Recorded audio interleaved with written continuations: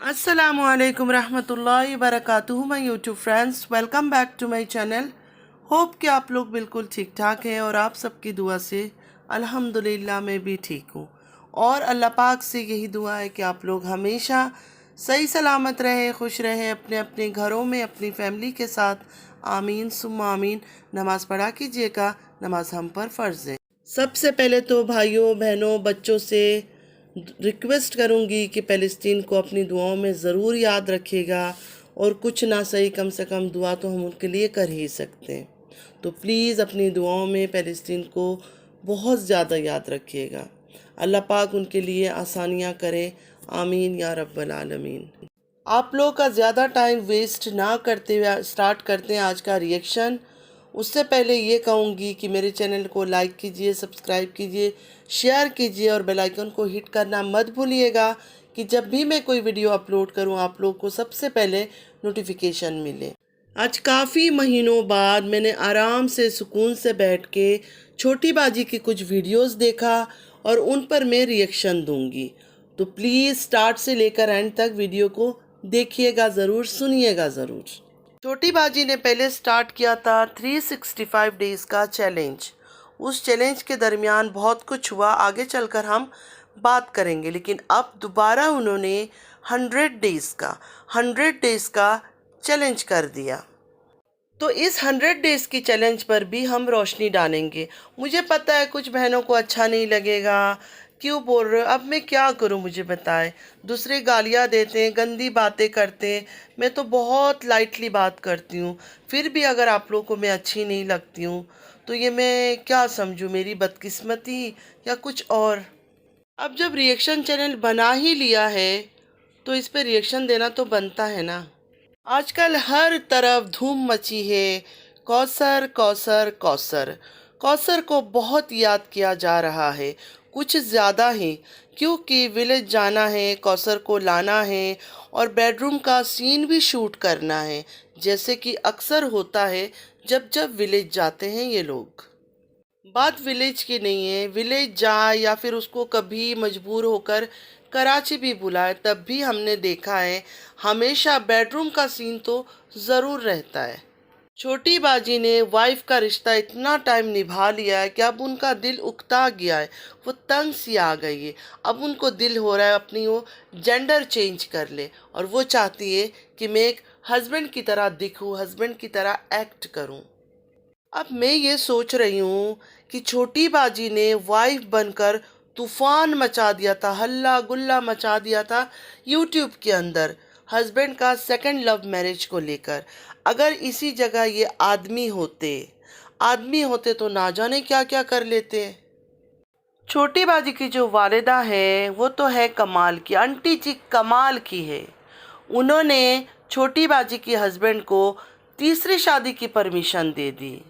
तो आंटी जी से ये कहना चाहूँगी कि आंटी जी, आपकी बेटी ने सेकंड लव मैरिज जो कि एक फेक मैरिज था, उस फेक मैरिज को लेकर पूरे यूट्यूब को हिला कर रख दिया था, धूम मचा दिया था चारों तरफ। आप चाहती है तीसरी फेक मैरिज भी किया जाए और उस पर और ड्रामे हों। पहले तो सॉरी कह देती हूँ आंटी जी कि आपसे मुझे बिल्कुल ये उम्मीद ना थी।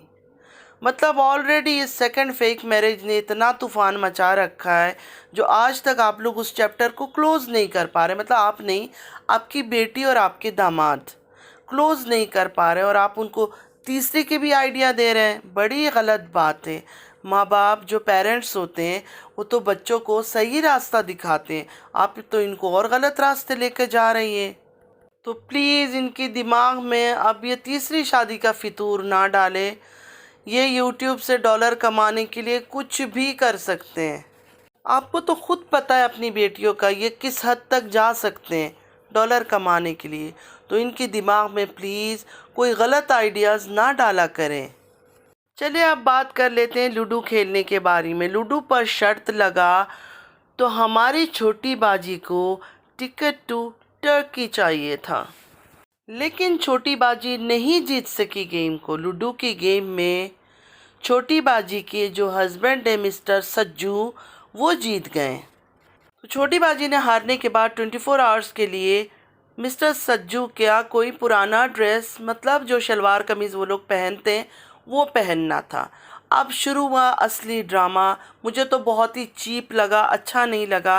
हो सकता है दूसरी बहनों को अच्छा लगा हो। सबके अपने अपने चॉइसेस है, सबके अपनी अपनी ओपिनियन से। मुझे नहीं अच्छा लगा वो सब चीज़ें। छोटी बाजी शलवार उठाकर इधर से उधर भटकने लगी। भटकती हुई आई अपने हस्बैंड के पास, आकर पूछा क्या आप इलास्टिक नहीं डालते हो। मतलब ये एक फ़न था इनके लिए। सोचने वाली बात है, एक आदमी के साथ इतने सालों से रह रही है, 3 बच्चे उन्होंने पैदा कर लिया, बड़ा बेटा जवान होने वाला है और वो कपड़े भी वॉश करती है। हर दूसरे दिन दिखाती है मैं मशीन में कपड़े धुल रही हूँ, लेकिन आज तक उनको ये नहीं पता कि एक बंदा नाड़ा डालता है या इलास्टिक डालता है अपने शलवार में। तो छोटी बाजी बस यहाँ तक नहीं रुकी, अपने हस्बैंड से बात करके सीधा पहुंची अपनी वालिदा के रूम पे। वालिदा ने भी शलवार देखकर ऐसा शौक में गई, मुझे ऐसा लगा कि वो पाकिस्तानी नहीं कहीं और कंट्री की होगी। मतलब उन्होंने भी देखकर कहने लगी ये इतना बड़ा शलवार, फिर ये कैसे पहनोगी, इलास्टिक नहीं है इसके अंदर। मतलब एक अजीब सा चीप किस्म की बातों को लेकर इन्होंने फ़न किया जो मुझे बिल्कुल अच्छा नहीं लगा। मतलब मुझे बहुत ही चीप लगा ये वाला फ़न, इलास्टिक वाला और नाड़े वाला। ज़रूरत नहीं था इस तरह के ड्रामे करने की और एक्ट करके दिखाने की। तो ये जो इन्होंने लूडो का गेम लगाया था ये पूरा स्क्रिप्टेड था। सच में वो हारी नहीं, कोई जीता नहीं, खेला ही नहीं इन्होंने सही से। सिर्फ और सिर्फ ड्रामा था, ड्रामा करके दिखाना था कि ये हार गई है। क्योंकि हारने के बाद इन्होंने कौसर के नाम की बातें जो करनी थी, कौसर को जो याद करना था, व्यूवर्स को याद दिलाना था। तो छोटी बाजी आप बहुत गलतफहमी की शिकार हो। कोई भी नहीं भूला है कौसर को, ख़ास करके हम लोग तो कौसर को भूल ही नहीं सकते हैं। तो ये 100 डेज़ का जो चैलेंज इन्होंने किया और सेकंड ब्लॉग इन्होंने बनाया चैलेंज का, ये कौसर के नाम का था। ये सिर्फ था ही कौसर के नाम का। बस लूडो का गेम लगाया जानबूझ के कि उसमें मैं हारूं, उसके बाद मैं हस्बैंड वाला कपड़ा पहनूं, शलवार को लेके ड्रामा करूं, चीप वाली हरकतें, और उसके बाद कौसर कौसर कौसर कौसर कौसर के बारे में बातें किया जाए। क्योंकि उस ब्लॉग में ख़ास कुछ भी नहीं था, शलवार को लेके ड्रामा और उसके बाद मुझे लगा कि चार्ली चैपलिन की तरह सिर्फ़ और सिर्फ कौसर के बारे में ही जिक्र था कि इनकी 2 बीवियां हैं।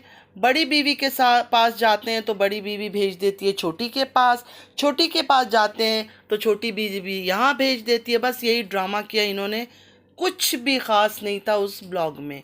वो ब्लॉग था ही कौसर के नाम पर। आज 2 साल होने को आ रहा है। क्या कभी आप लोगों ने किसी भी खुशी में, चाहे बड़ा हो चाहे छोटा हो चाहे कुछ भी हो, कभी इनको, चाहे वो हस्बैंड हो चाहे वाइफ हो, मतलब छोटी बाजी हो या इनका हस्बैंड हो, कभी कौसर को इन्होंने याद किया? किसी चीज़ में कभी याद नहीं किया। लेकिन अब विलेज जाना है तो इनको डेली कौसर छोटी बाजी को याद आ रही है। किसी ना किसी बहाने कौसर को याद किया जाता है। और जब वो हलवा खिला रहे थे, जब हलवा खिलाया उस टाइम पे भी कौसर को याद किया। दाल वाली जो हलवा बनाए थे छोटी बाजी ने, अब पता नहीं मूंग दाल से बनाई थी या चने की दाल से बनाई थी। कभी कहती है मूंग दाल की हलवा, कभी कहती है चने की दाल की हलवा। अब मुझे नहीं पता कि कौन से दाल की हलवा है, लेकिन वो हलवा जब गरम करके लाई थी और प्यार से सज्जू जी अपनी बीवी, प्यारी सी बीवी छोटी बाजी के मुंह पे एक स्पून दिया, तो उसी वक्त छोटी बाजी ने कौसर को याद किया। लेकिन जब सज्जू जी दाल का हलवा खिला रहे थे अपनी वाइफ को, मुझे यकीन था कि ये स्क्रिप्टेड है, ज़रूर इसके पीछे कोई ना कोई राज है, कोई बातें करना या कोई अदाकारी, कोई एक्टिंग, मतलब ये ड्रामा चल रहा है। और वही हुआ। आते ही सज्जू जी ने हंस के क्या बोला, एक तो उस बंदे की सारी बात मुझे समझ नहीं आता है, मतलब क्लियरली मुझे नहीं समझ आता कि कह क्या रहा है वो इंसान। लेकिन हाँ, फ़ौरन छोटी बाजी ने कहा कि कहीं और ही पता नहीं आग लगेगी या क्या लगेगी, कोई बात नहीं, टेंशन ना ले, मैं ये वीडियो डालूंगी ही नहीं। तो वीडियो किसके लिए नहीं डालना था? कौसर के लिए नहीं डालना था। सारा इशारा तो कौसर की तरफ था। हालांकि हम सब जानते हैं कौसर एक बेज़ुबान कठपुतली है, बेज़ुबान कठपुतली है जिसको पैसा दिया जाता है उसके घर वालों को और उसको रेंट पे लाया जाता है एक्टिंग करने के लिए। कौसर की अपनी कोई मर्जी नहीं है, कोई जज्बात नहीं है, कुछ भी नहीं है। वो सिर्फ आती है पैसों के लिए एक्टिंग करने इनके पास। कई बार मैं सोचती हूँ क्या दिमाग पाया है इन लोगों ने। मतलब अभी विलेज जाना है तो कौसर को डेली डेली कंटिन्यूअसली 2 ब्लॉगों में कौसर कौसर कौसर कौसर को याद किया जा रहा है।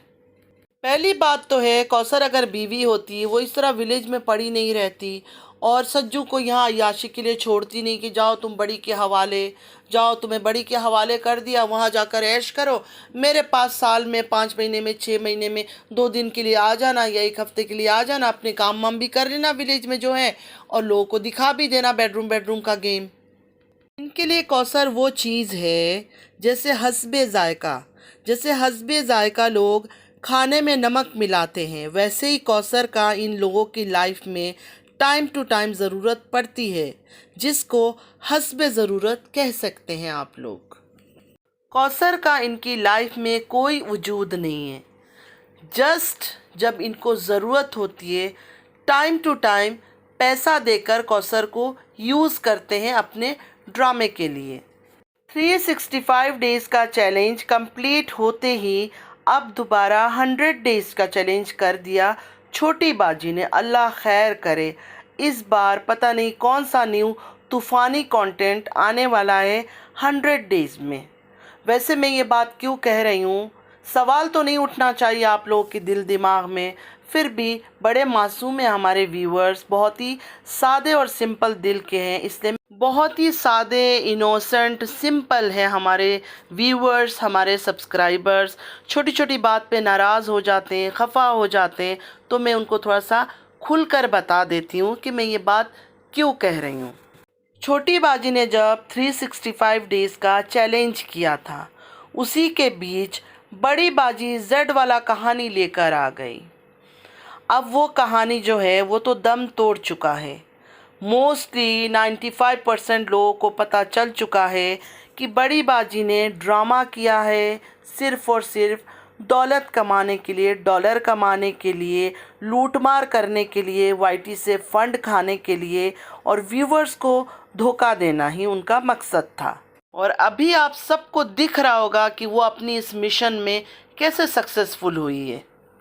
सब कुछ क्रिस्टल क्लियर नज़र आ रहा है, कुछ छुपा हुआ नहीं है, अब ढका हुआ नहीं है कि वो औरत कितनी ड्रामेबाज है। लेकिन फिर भी मेरी मासूम जो बहनें हैं, जो व्यूअर्स है, सब्सक्राइबर्स है, वो इस बात को मानना नहीं चाहते हैं। शुरू शुरू में मुझे उनकी इन हरकतों पर गुस्सा आता था कि क्यों सच्चाई को नहीं मानते, लेकिन अब मुझे उनकी समझ आ गई है कि वो दिल से चाहते हैं, जिसको भी चाहते हैं सपोर्ट करते हैं, दिल से सपोर्ट करते हैं। वो समझते भी हैं, उनको पता भी चल रहा है, लेकिन उस बात को मानना नहीं चाहते। उनको ऐसा लगता है कि अगर हम इस बात को एक्सेप्ट कर ले कि वो औरत गलत है तो हमारी हार हो जाएगी। नहीं सिस्टर्स, आपकी हार नहीं होगी, सच्चाई की जीत होगी। अगर आप लोग सच देखकर सच को मान लो, एक्सेप्ट कर लो कि वो औरत गलत है, चाहे जो भी गलत है, तो आपकी हार नहीं होगी, इसमें आपकी जीत होगी, सच्चाई की जीत होगी। मैं तो सब व्यूअर्स से, सब्सक्राइबर्स से, हेटर्स से, सपोर्टर्स से एक बात कहूँगी, जो ये 100 डेज़ का चैलेंज किया छोटी बाजी ने, इस 100 डेज़ के अंदर कुछ ना कुछ धमाका ज़रूर होगा, लिख लें आप लोग। 100 डेज़ के चैलेंज का जो फर्स्ट ब्लॉग था उसमें ड्रोन कैमरा निकल आया। लास्ट टाइम छोटी बाजी ने विलेज में, कौसर भी थी वहाँ, उस टाइम पर उसको यूज़ किया था, रिमोट कंट्रोल से उड़ाया था, इधर उधर इधर सब ने देखा था। और उसके बाद कभी हमें नज़र नहीं आया। कई बार मैं सोचती थी शायद उन्होंने सेल कर दिया, शायद उनको अच्छा नहीं लगा, लेकिन चलो 100 डेज़ की चैलेंज के चक्कर में ड्रोन कैमरा तो निकल कर बाहर आया। और मुझे ऐसा लग रहा है कि अब ड्रोन कैमरा यूज़ करेंगे छोटी बाजी और विलेज भी साथ लेकर जाएंगे। हम सबको दिखाएंगे रिमोट कंट्रोल से कैसे ड्रोन कैमरा इस्तेमाल किया जाता है। बाकी छोटी बाजी की वही पंजाब की तैयारियां चल रही है। अल्लाह माफ़ करे, इन लोगों की शॉपिंग तो पूरा साल ख़त्म नहीं होता है, ना छोटी बाजी का ना बड़ी बाजी का। शॉपिंग शॉपिंग शॉपिंग, पता नहीं ये लोग नमाज इबादत कब करते हैं, जब देखो शॉपिंग के चक्करों में बाहर फिर रहे होते हैं। अब यहाँ कुछ मेरी प्यारी प्यारी बहनें शायद मुझे नेगेटिव कमेंट करने आ जाएंगी कि उनका पैसा, उनकी मर्जी है, शॉपिंग करे, कुछ भी करे। बिल्कुल बिल्कुल उन्हीं का ही पैसा है। शॉपिंग रात करे, दिन करे, 24 घंटा करे। मैं तो कहती हूँ सोए ही ना, शॉपिंग शॉपिंग करते रहे। मैं तो एक जनरल सी बात कर रही हूँ। मतलब पूरा दिन इन्हीं कामों में दोनों लगी रहती है, तो इबादत नमाज कब पढ़ती है? मतलब अल्लाह ताला ने इनको दौलत क्या दे दिया, ये तो अल्लाह को ही भूल गए। छोटी बाजी से मैं इतना कहूँगी कि छोटी बाजी, आपने फर्नीचर अच्छा ले लिया, घर के सामान अच्छे लिए, तो उस स्टैंडर्ड को भी थोड़ा सा मेंटेन करे। जब आप कपड़े वॉश करती है तो सोफ़े के ऊपर क्यों डाल देती है? इतना पैसा आप लगा लेती है, क्या एक कपड़ा सुखाने के लिए एक रैक नहीं ले सकती है? क्लॉथ्स ड्राई करने के लिए एक रैक ले लेना, उसमें कपड़े डाल दिया करें। ये चीज़ भी मुझे बड़ा अजीब लगा कि पूरा सोफ़ा भरा हुआ होता है कपड़ों से, कि मैंने कपड़े वॉश करके यहाँ रख दिया ड्राई होने के लिए। अच्छा, छोटी बाजी रेगुलरली वॉक कर रही है, मतलब वॉक तो सबसे बेस्ट है। अगर कोई वॉक कर सकता है, इससे अच्छा तो कोई चीज़ हो ही नहीं सकता। अगर किसी को वेट लूज़ करना है, बेस्ट है वॉक करना। लेकिन फिर भी इनको ट्रेडमिल लेना है। ट्रेडमिल इसलिए लेना है, शो ऑफ करना है और कुछ नहीं। यूज़ करे या ना करे वो एक अलग बात है, लेकिन शो ऑफ करना है कि मैंने ट्रेडमिल ख़रीद लिया है। और कार में बैठ के छोटी बाजी ऐसे मना रही थी अपने हस्बैंड को कि उन्होंने अगर परमिशन दिया तो ही ये ट्रेडमिल ख़रीदेंगे। मतलब अजीब बात है। खुद कहती है पैसा मेरा, कमाई मेरी, हर चीज़ मेरा, मैं अपनी मर्ज़ी से हर चीज़ लेती हूँ। लेकिन यहाँ बैठ के फिर इस ड्रामे का क्या मतलब था, मुझे कुछ समझ नहीं आया। अच्छा, अभी अभी एक चीज़ और मेरे दिमाग में आया कि आज आयत कोई कार्टून देखने के लिए ज़िद कर रही थी, तो छोटी बाजी नहीं लगा कर दे रही थी और तैयबा भी मना कर रही थी। लेकिन छोटी बाजी की वालिदा ने कहा टीवी वालों को गुनाह मिलेगा, ये तो बच्ची, इसका क्या कसूर है?